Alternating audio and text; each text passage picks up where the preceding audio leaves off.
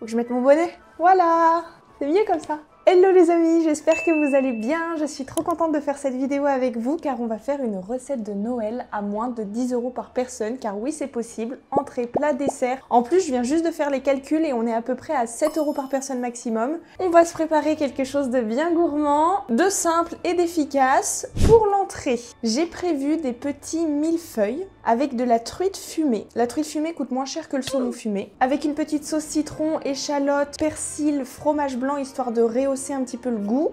J'ai jamais fait cette recette, mais je pense que ça va pas être trop mal. Pour le plat, simple, on va se faire de la dinde avec une petite sauce au marron et des marrons cuits dans cette sauce. Le dessert, simple et gourmand, on va faire de la mousse au chocolat accompagnée de clémentine. Je trouve que pour Noël, c'est bien.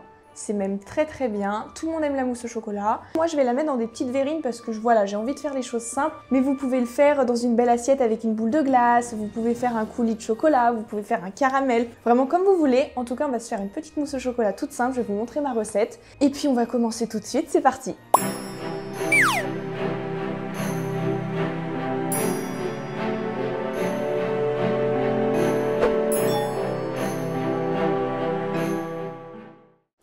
Let's go! On va faire notre mousse au chocolat en premier tout simplement parce que il faut que ça prenne au froid. Pour la mousse au chocolat tout simple, il nous faut du chocolat. Donc j'ai pris ces tablettes là de chocolat, toute simple chocolat noir. Vous pouvez prendre le chocolat de votre choix.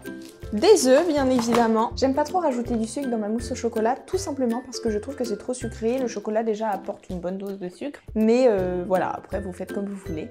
Alors mes petites verrines, elles sont où? Hop! Petite verrine en verre toute simple. En plus, la mousse au chocolat, c'est pas ce qui coûte cher. Je vais commencer par faire chauffer mon chocolat au bain-marie. Vous pouvez le faire au micro-ondes. Souvent, je le fais au micro-ondes d'ailleurs.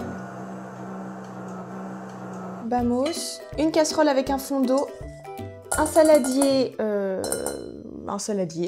assez large pour pas que ça touche le fond de votre casserole. Et on va pouvoir mettre nos carreaux de chocolat dans le saladier et ça va fondre tout seul. C'est magique. All I want the Christmas. Bon, du coup, là, forcément, quand j'ai acheté le chocolat, j'ai pris 2 tablettes, mais on a besoin que d'une tablette. On garde l'autre tablette pour les gourmands. Oui! Je vous emmène avec moi. Vous coupez vraiment grossièrement votre chocolat, pas besoin de faire des tout petits morceaux.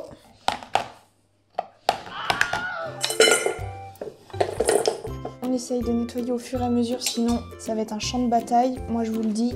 Ok. Bon on va laisser faire. Oh, ça commence à bien chauffer.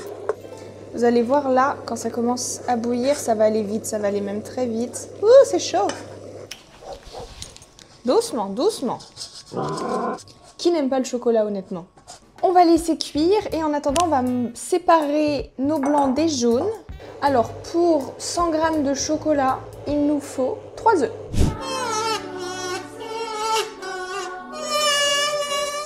Quand on sépare le blanc des jaunes, vous devez faire avec la coquille là. On réserve le jaune qu'on met dans l'autre récipient et on laisse le blanc tomber. Vous savez que c'est très sale de faire ça. Pendant mes études, on avait des cours de technique culinaire et en fait déjà il faut laver l'œuf, faut lui faire une petite douche, on l'essuie, hop. Et en fait, il faut casser l'œuf entier dans ton saladier et après tu prends une cuillère et tu prends le jaune que tu mets dans ton autre saladier. Comme ça, si jamais le jaune se casse, finalement on n'a pas toute une préparation perdue si on veut monter des blancs en neige. Et même chose, si jamais l'œuf est passé ou pourri, ça évite de contaminer toute la préparation.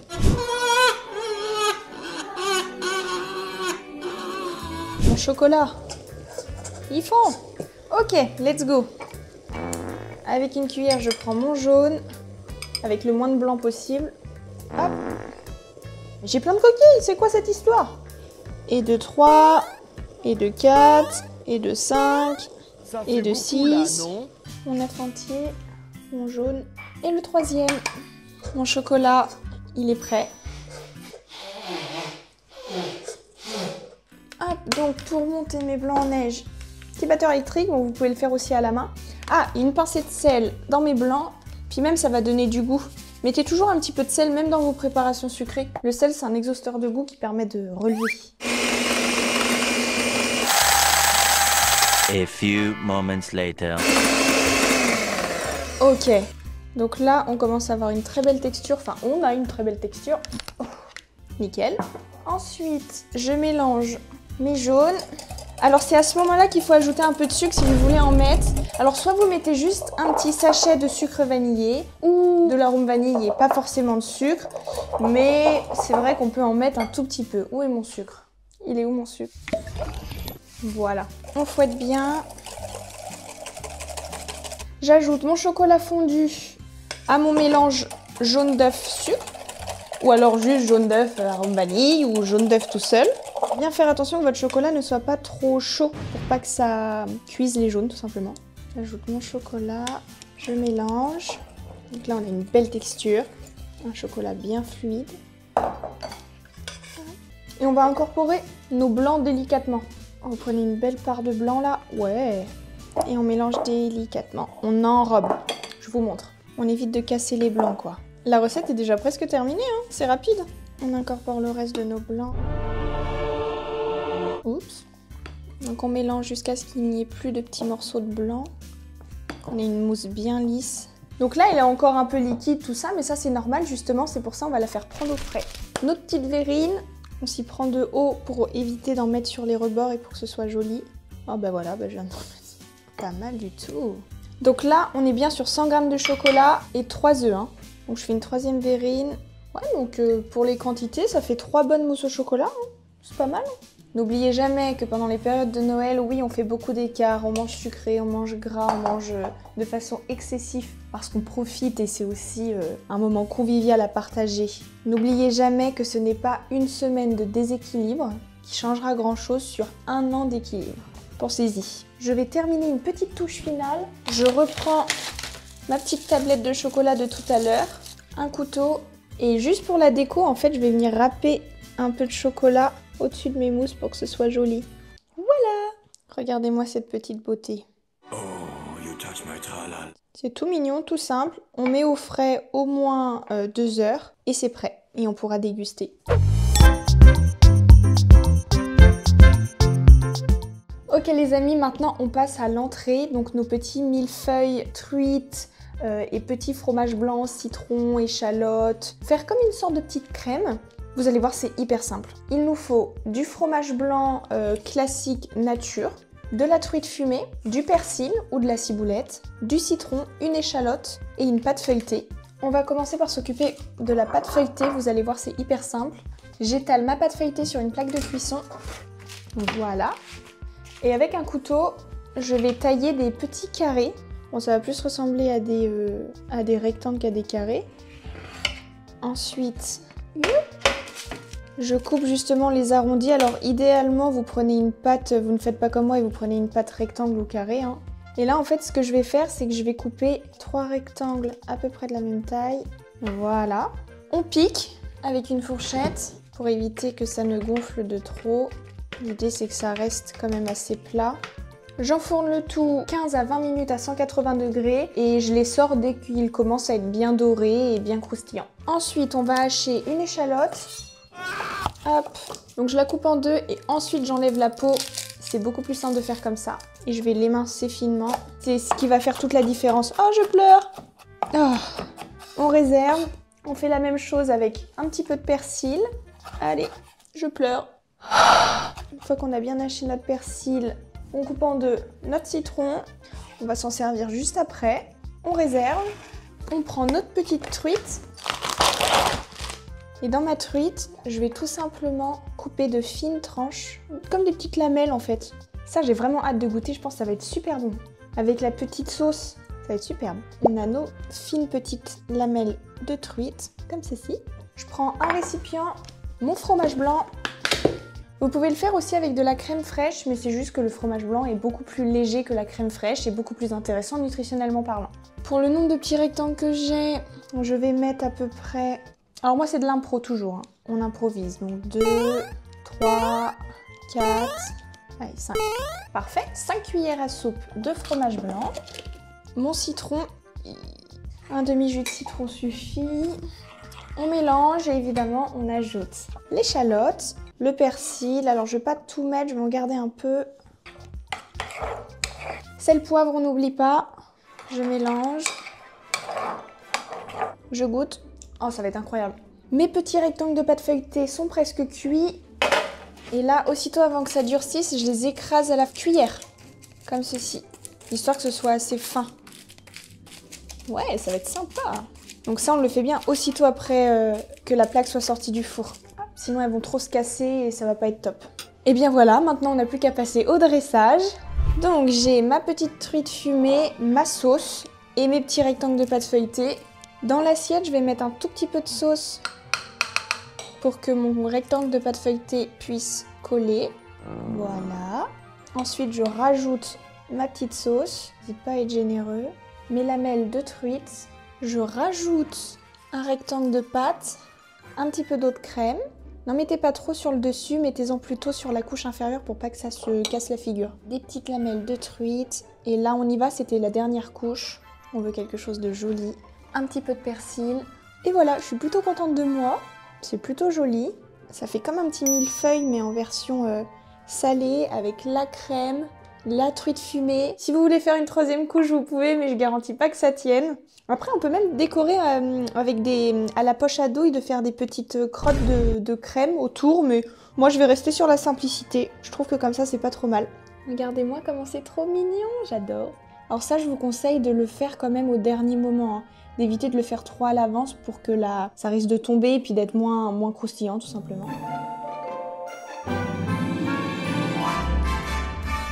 Et on termine avec le plat principal. Pareil, tout aussi simple, il n'y a vraiment rien de compliqué, à un prix très abordable. Il me faut des escalopes de dinde, j'ai pris ici 300 grammes, donc 2 pour 2 personnes. Une conserve de marron entier, toute simple, de l'ail, un demi-citron, une petite briquette de crème liquide, une échalote, des petites pommes de terre, du sel, du poivre, un petit peu d'huile d'olive, casserole, poêle et un mixeur plongeant ou un blender pour faire notre petite sauce.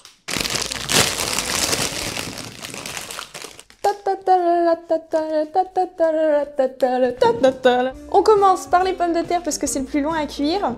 Il nous faut à peu près 3 pommes de terre par personne, mais comme ici c'est Noël et qu'on est des gourmands, on va en prendre un petit peu plus. J'en ai 1, 2, 3, 4, 5, 6, 7, 8, 9. J'ai 9 pommes de terre de la taille d'un œuf. Moi j'aime bien laisser la peau sur les pommes de terre. Alors ça dépend évidemment quelle variété de pommes de terre, mais sur les pommes de terre type pommes de terre grenaille, pommes de terre de Noirmoutier, la peau est vraiment très très fine, donc pas besoin de l'enlever. Et bien on va se couper des petits cubes en 2 et ensuite en 3. Voilà, là comme ça on n'est pas trop mal. Pour les plus grosses, je coupe un peu plus petit pour qu'on ait à peu près la même taille pour chaque petit cube. Je vais allumer mon feu. Dans ma poêle, on va mettre un filet d'huile d'olive. Voilà. Donc, dès que mes petites pommes de terre sont coupées, donc dans ma poêle légèrement huilée. Ouh! Vous entendez ça? On adore. J'ai baissé légèrement mon feu pour pas que ça crame. Et là, tout de suite, j'enchaîne. Je vais hacher 2 petites gousses d'ail pour donner du goût à mes pommes de terre. J'ajoute mon ail à mes pommes de terre. Je sale, je poivre.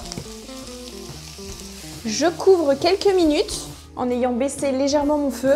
Et on laisse cuire nos petites pommes de terre. Et en fin de cuisson, on ajoutera une belle noix de beurre. Et on découvrira justement pour laisser l'eau s'évaporer et les laisser griller. On passe maintenant au marron. Il me faut une échalote, le citron, la crème, le beurre. Et voilà! Je coupe mon échalote, pareil je l'émince très finement, je la coupe en 2, ensuite je lui enlève la peau. J'essaye d'aller vite parce que je vais pleurer. Aïe! Non, je rigole. Ah, je pleure! Ok, je vais couper mon beurre demi-sel, bien évidemment. Il n'y a rien de meilleur qu'un bon beurre demi-sel. Je fais chauffer ma casserole, donc on va mettre un beau morceau de beurre. Quand je dis un beau morceau, là on a facilement 25-30 grammes. 40-50 grammes, je dirais même. J'ajoute le jus d'un demi-citron. J'ai plein de pépins dans mon citron, c'est pas possible ça. Donc on a mis notre beurre, notre jus de citron, une spatule, on mélange. Oh, vous devriez pouvoir sentir cette bonne odeur, c'est incroyable. On ajoute notre échalote. On y met la moitié de notre boîte de macarons, mais pas tout. On en laisse quand même quelques-uns. Même chose, on laisse cuire. Et au bout de quelques minutes, on ajoute notre crème. Donc on va mettre une petite brique entière de 20 centilitres. J'ajoute ma petite brique de crème. On veut quelque chose de gourmand là, c'est Noël. Hein. C'est pas à Noël, on y va justement, on se fait plaisir. Ça sent super bon. Juste pour vous donner une petite idée, ça doit faire 1 an que j'ai pas vidé un pot de crème dans une casserole. Mes petites patates, qu'est-ce que ça donne? J'ai mélangé un petit coup. On va continuer de laisser cuire à couvert. Ça pareil, ça chauffe bien. Oh là là là là. Incroyable. Tu veux venir sentir? T'as vu cette odeur? En plus, on a super faim. Je vais aller chercher mon mixeur plongeant. Mon mixeur plongeant! Où est-il? Run. Coucou! Si vous n'avez pas de mixeur plongeant, vous pouvez le faire avec un blender. Regardez-moi cette beauté.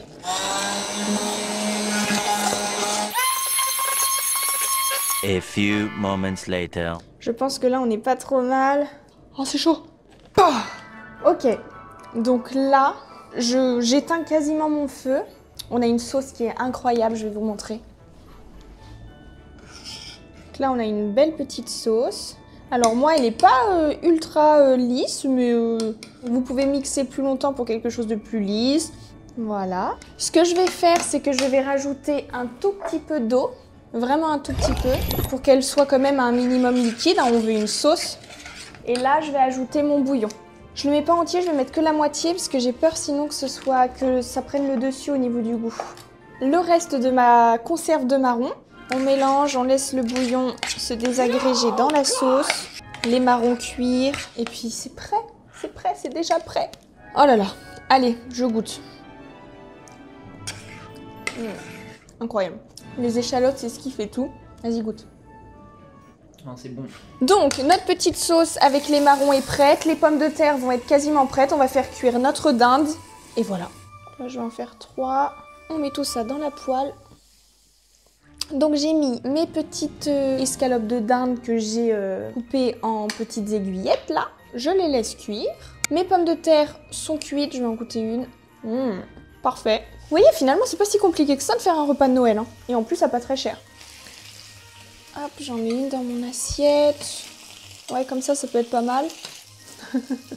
Ensuite, je vais servir ça avec mes marrons. On fait simple, hein. Je vais tout simplement mettre à côté mes petits marrons, ma crème de marron, là. Puis mes pommes de terre, hein.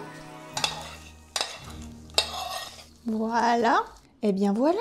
Tadam! Et voilà, regardez, tout simple, tout beau, tout mims. On a nos petits marrons avec la crème de marron, les petites pommes de terre à l'ail avec une petite noisette de beurre, du persil et nos aiguillettes de dinde toutes simples. Franchement, ça doit être trop bon. Alors, let's go. Donc on va goûter.